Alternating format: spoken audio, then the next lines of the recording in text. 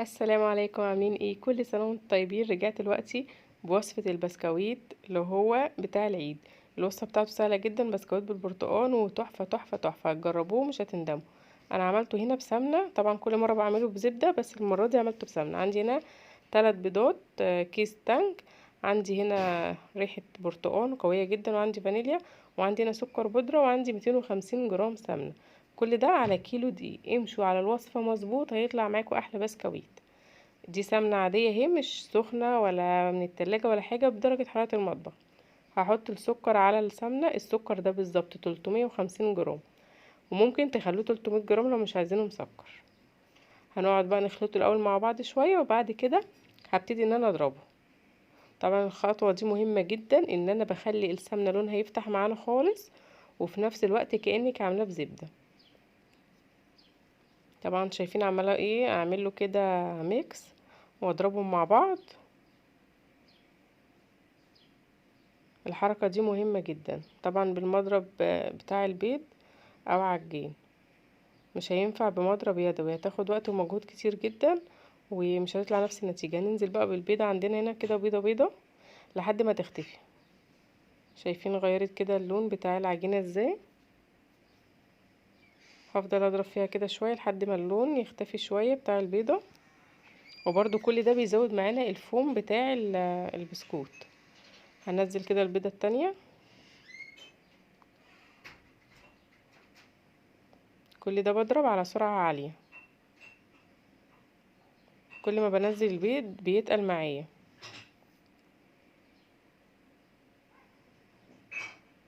كده اختفت. هنزل بقى البيضة التالتة، بس هحط عليها شوية فانيليا حلوين كده، حوالي معلقة كبيرة، طبعا عشان تشيل الزفرة من البيض.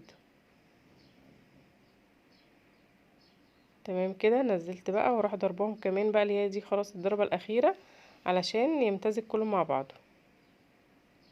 الوصفة دي هايلة هايلة ونجحت بشكل غير طبيعي، لان احنا عملناها وحطينا فيها توفير جامد جدا. عندي بقى هنا كيس التانك ده، هدوبه في كوباية مية. طبعا بيديها نكهة البرتقال، لو عندك بشر برتقال ممكن تحطيه، انا ما حطيتش، انا عملت بس استكفيت بكوباية التانك دي، بتبقى تقيلة ومركزة. بدوبه بس كده فيها، ودي مية عادي من الحنفية. طبعا بيبقى مركز، اروح بقى حطاه.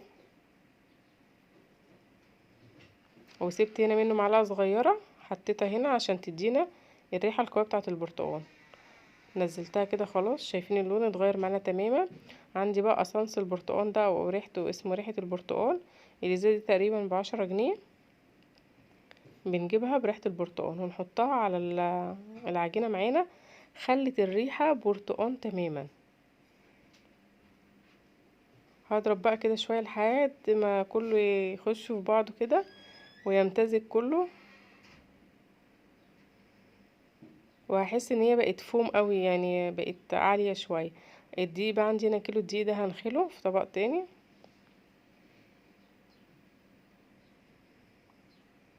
عملية النخل الدقيق دي مهمة جدا، يعني نحاول ان احنا ما نتخطاهوش. لازم ننخل الدقيق عشان لو في اي شوائب او اي حاجة ما تنزلش معانا في العجينة، او ما يبقاش في حاجة مكلكعة. هنا بقى هحط بيكنج باودر. البيكنج باودر ده بقى مش عايزة احط كتير قوي، يعني انا حطيت قيمة مثلا معلقة ونص صغيرين. برضو هو بيديله للبسكوت فوم كده وبيخليه عالي شوية. ممكن لو انتوا ما بتحبوش عالي شوية ممكن نحط كمية اقل، وممكن ما تحطوش خالص. هنا بقى عندي الخليط، هقلب عليه السوائل دي كلها. لونه تحفة وريحته بجد هايلة والله، يعني لما تجربوه هتقولوا بجد يستحق التجربة. هنزل بقى كل المقادير، مش هسيب فيها اي حاجة خالص. بصوا هنا الخليط تحسوا ان هو في الاخر تقيل شوية ازاي.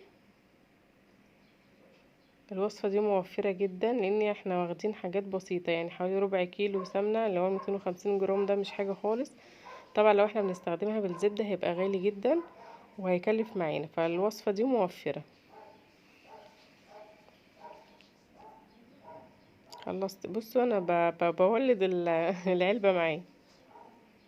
هقلبه كده، طبعا هو مش محتاج عجن، انا مش هعجنه، انا قلبته بس برضو هنا بعد ما خلصت ما عرفتش اقلب بالمعلقه كويس، فقلبته بايدي، عجنته بس كده مع بعض حاجات بسيطه. هنا بقى بشكل بالقمع.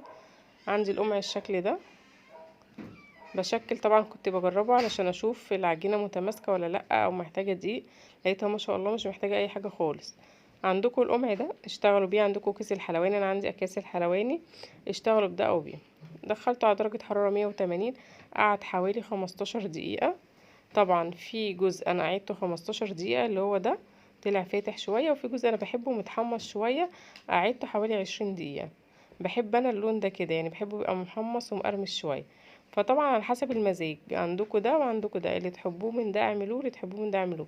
كده كده الاتنين هيستووا، كده كده لازم الاتنين يتحطوا في هوا شويه قبل ما يتشالوا. وبعد كده نرصه بقى في صينيه. ده شكله نهائي، شكله بصراحه تحفه ويفتح النفس مع كوبايه شاي بلبن بالهنا والشفا. جربوا الوصفه دي وهتدعولي ان شاء الله. لو عجبتكم بقى الوصفه ما تنسوش بقى لايك وشير وسبسكرايب للقناه، وفعلوا زر الجرس. زر الجرس ده هيوصلكم كل جديد ان شاء الله من اي فيديوهات بعملها. بتاخر في تنزيل الفيديوهات بس ان شاء الله هننزل معاكم على طول دايما. كان معاكم نوى بدران، مع السلامه.